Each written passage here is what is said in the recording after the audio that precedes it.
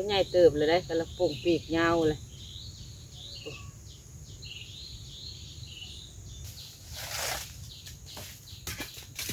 น่ะกระบอกหล่นเลย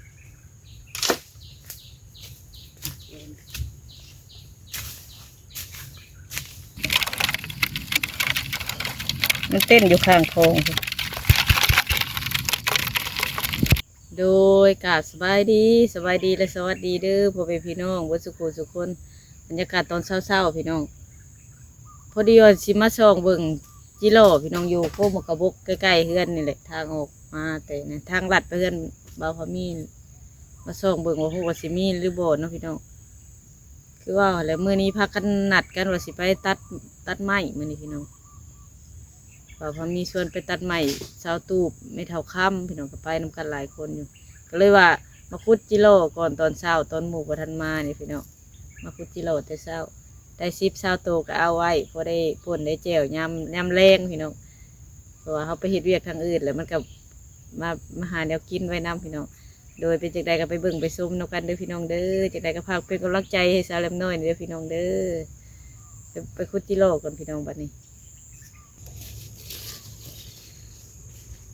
ไปพี่น้องไปขุดจิโร่กัน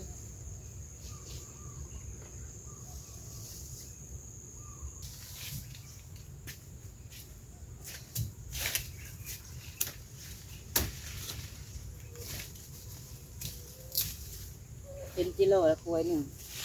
ยุ่งหลาย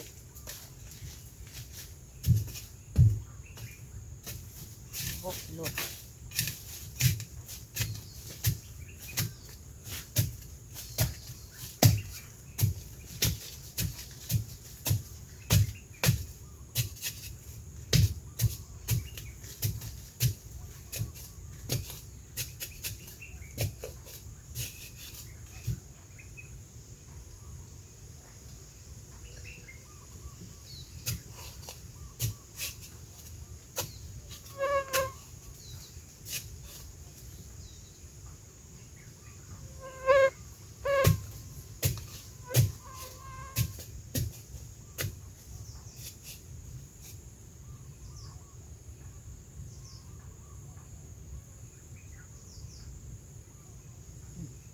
ได้เลยตัวหนึ่งเนาะ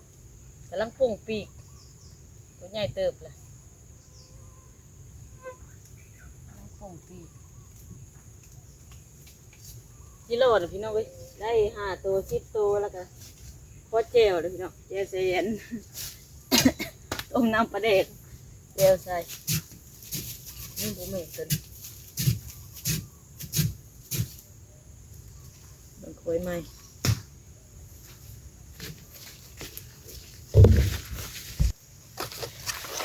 ตัวละลายงงเป็นพวกกระบุปุงเห็นอีกแล้วคุยหนึ่งพี่น้องแต่คุยมันยังบ่ทันลายพี่น้องช่วงเดือน9 เดือน10พูดแล้วลายเนี่ย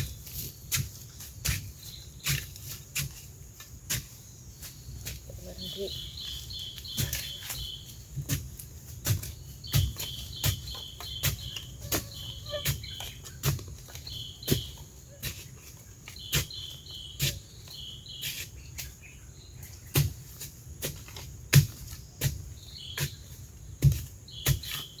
ช่วงมันแดดพี่น้องกิโลฝนหลังจากฝนตกลายมือแล้วก็แดดเห็นให้กล้วยมันขวัดแล้วมันเห็นกล้วยมันช่วงนี้มันบ่เห็นกล้วยมันฝนตกดูได้เลยพี่น้องบ่เลิกปะได้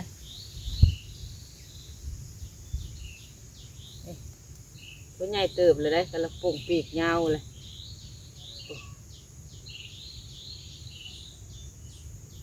พี่น้องตัวใหญ่เติบอยู่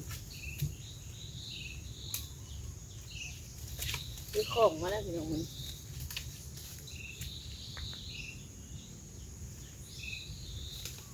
ซื้อของมาใส่กิโล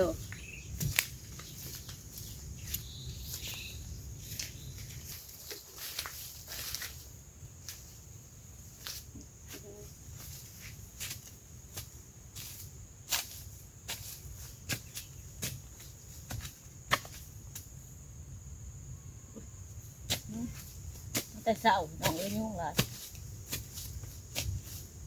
มันคืออันอุดยุ่งตื้นๆเห็นเลยเป็น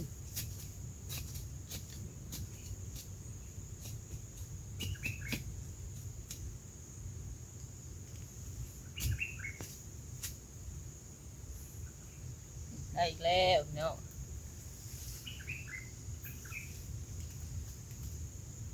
ฝนตกเมื่อคืนนี้พี่น้องตอนหัวแรงวาน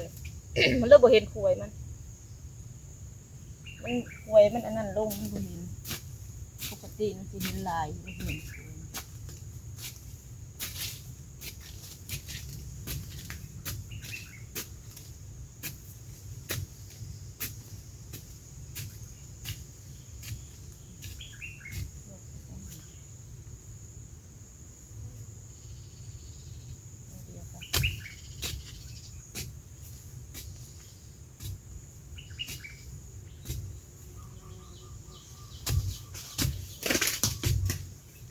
เดี๋ยวกระโดน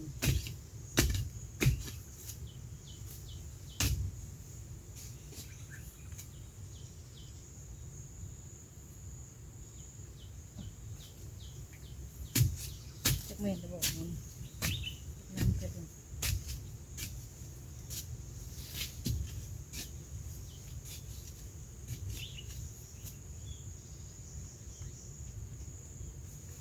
นี่ครับ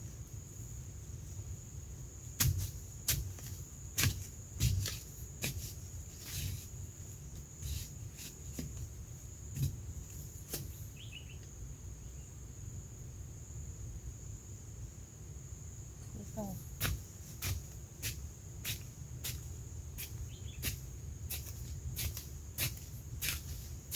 มันเป็นคือขวยมันก็เลยพูดเบิ่งเฉยๆมันแน่น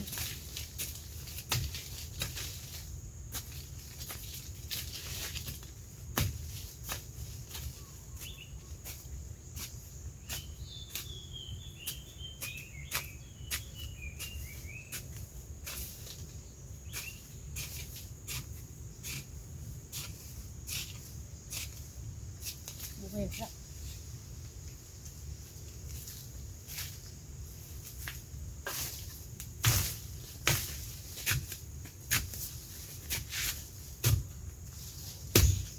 สดๆจ้ะ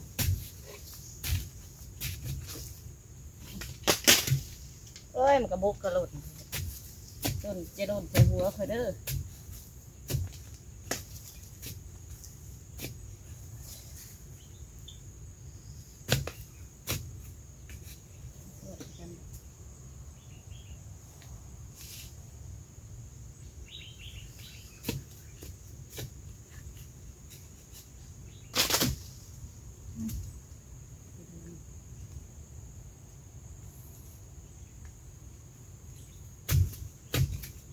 ลองพูดถึงอยู่น้องมันขวยมันฝนตกขวยมันบ่เห็นเห็นดินโน่นเลยพูดเบิ่งค่ะ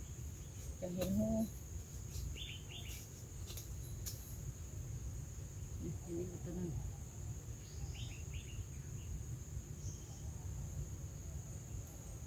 ได้เลย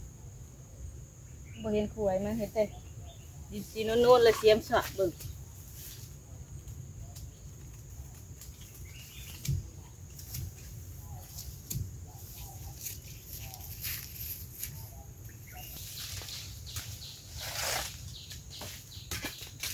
น่ะกระบอกหล่นอยู่เลย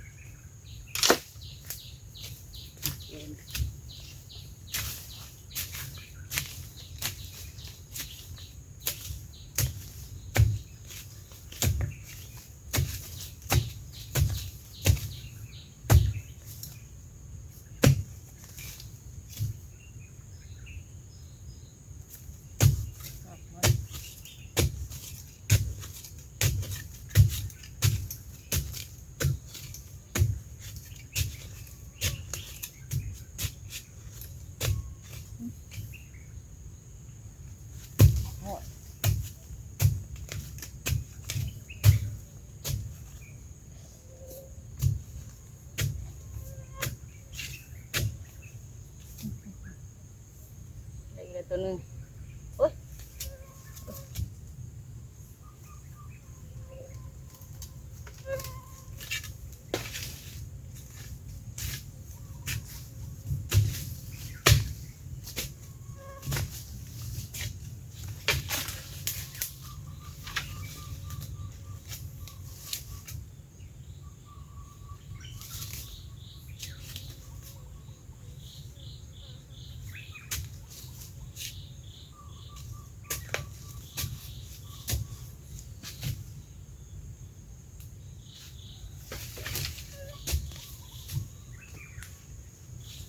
สือนี่เอามาไหลยู เสือไอเทลเขาอะไรอยู่เนี่ยกินโชว์ เริ่มน้อยก็อยากเป็นวัดได้หรือ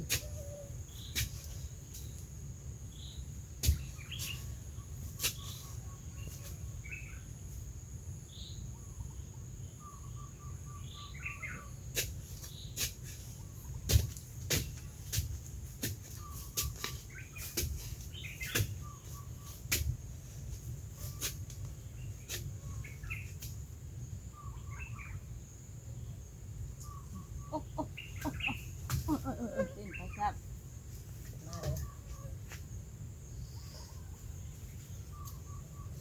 ตอนเช้าสายจังหน่อยพี่เลยพี่น้องผมยังเศร้าอยู่แล้วมันสิขวัดกล้วยใหม่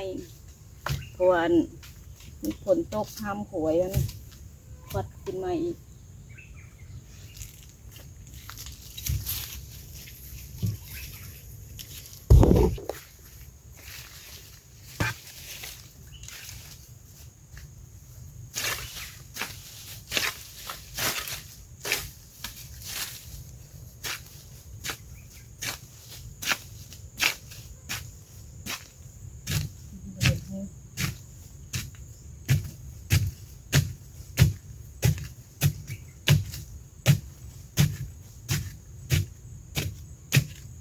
พี่น้องนี่สิมีสองหูเลยพี่น้องหูกี่ตัวหูหนึ่ง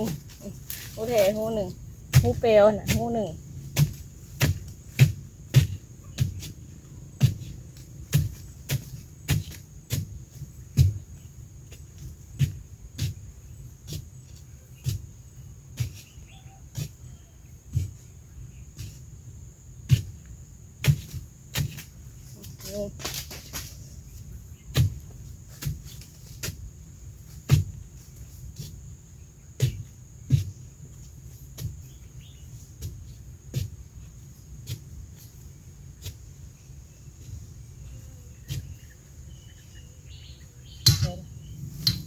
นี่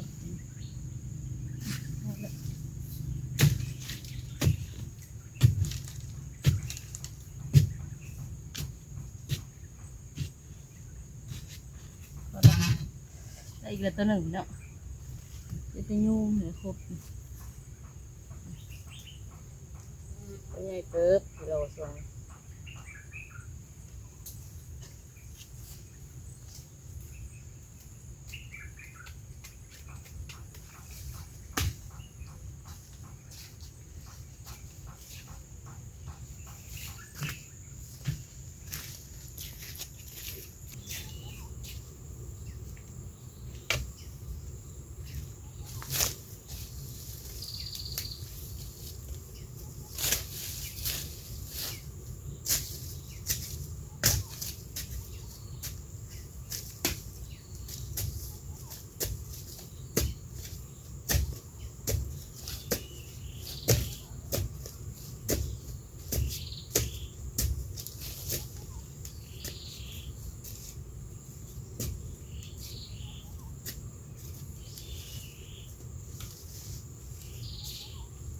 ก็มันกระบอกยังกกหนึ่งลองดูลุมยิงจะทันตามใจบ่ได้ไปหลอกมึงตัวใหญ่ใหญ่พี่น้องโอ้ทุกลุยอยู่ตรงนี้กิโลออกใหม่พี่น้องครั้งแรกของปีได้แต่ละเงินหากิโลปีกายนี่ก็ไปพุดอยู่พี่น้องไปพุดทั้งพูน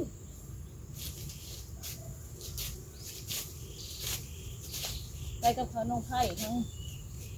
บนไปเอาหมักโต้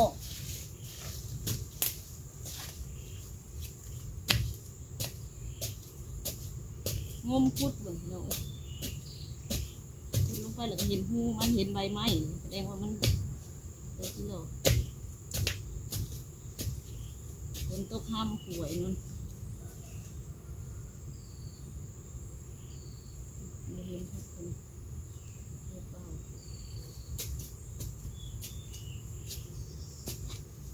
ไม่สวยนะ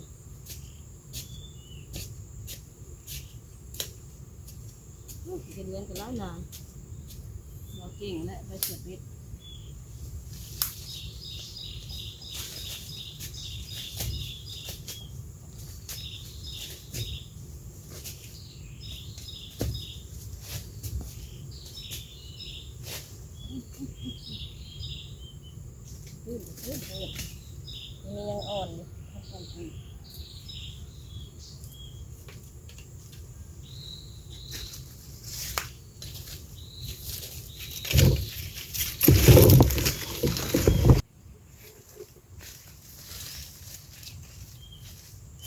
มาฝัดคุยเป็น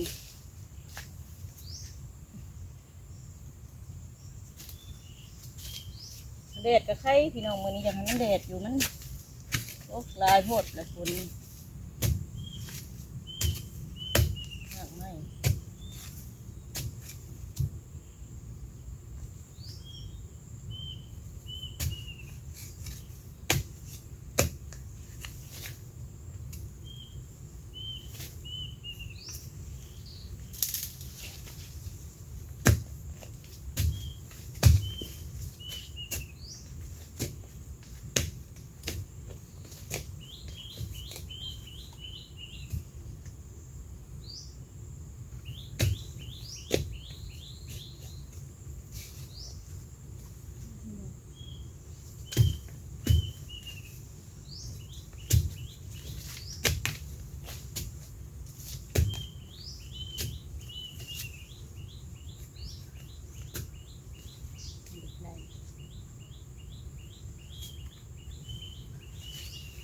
กิโล5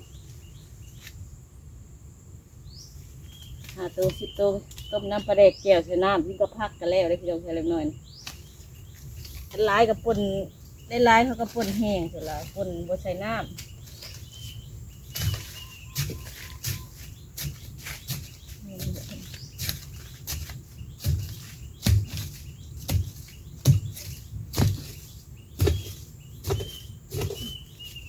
อวก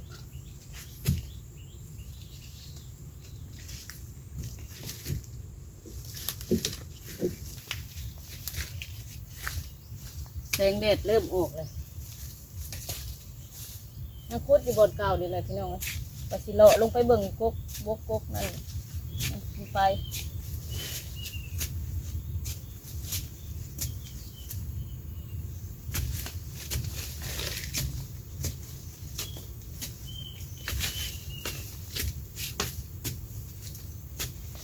มันมีหมากกระบกมันขึ้นมาอยู่นะพี่น้องมันกินหมากกระบกบ่หรือมันกินไง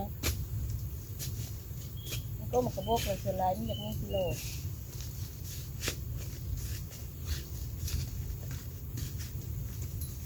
นี่แหละ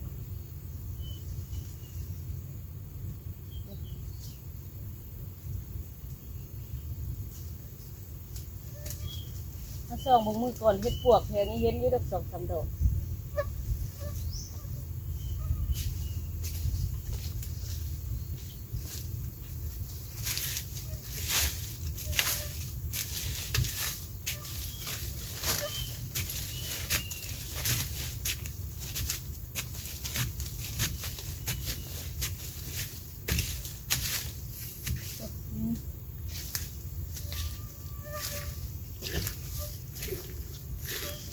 โค้งมันใหญ่มันก็เห็นกิโลกันพี่น้องเลย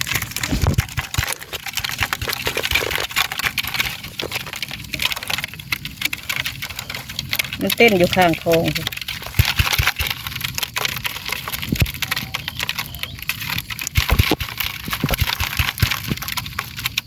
ได้10-20 ตัว20 ตัวเต้นอยู่ทางข้างเขาบ่เห็นพี่น้องโค้งใหญ่โดยพี่น้องออกมานอกเลยสแลมน้อยค่ะสิเมื่อแหละพี่น้องกิโลก็ได้พอได้เจลอยู่10-20 ตัวนี่แหละพี่น้องเพราะว่าคุดเอาแต่ในเงาก็มันกระบกกเดียวเลยพี่น้องแล้วก็บ่ได้เลาะหาเพราะว่าสแลมน้อยก็สิเขาเมื่อเฮือนแล้วก็กินข้าวแล้วก็สิออกมาเฮือนน้องชายพามีพี่แหละออกมานัดกันหลายคนเขาป้านางเขาสาวๆเขาน้องไผ่สแลมน้อยนี่แหละมื้อนี้นะมากินข้าวกินน้ำอยู่พี่อยากสิได้อย่างกินเนาะพี่น้องถ้าเบิ่งน้ำกันสิพากันไปตัดไม้เสาตุกไม่เท่าค่ำพี่น้องเลยไผก็ว่ากันว่าเห็ดซอยกันนี่แหละว่าเล้าเท่าอะไรกับอีต้นเล้าลังเถื่อกันพี่ลูกเล้ากับภาษาแนวนั้นอะไรเนาะพี่น้องตุนกันกับพอสิได้เวียกได้งานซอยเล้านะพี่น้องเท่าอันนี้แสลมน้อยกับสิพากันหาไปเห็ดซอยกันอ้าวจีรอเต้นออกจังใดคลิปนี้สแลมน้อยก็สิขอจบคลิปกันเด้อพี่น้องขอบคุณบรรทุกท่านที่ให้กำลังใจสำหรับคลิปนี้สแลมน้อยก็ขอตัวลาเลยเด้อพี่น้องเด้อสบายดีเด้อ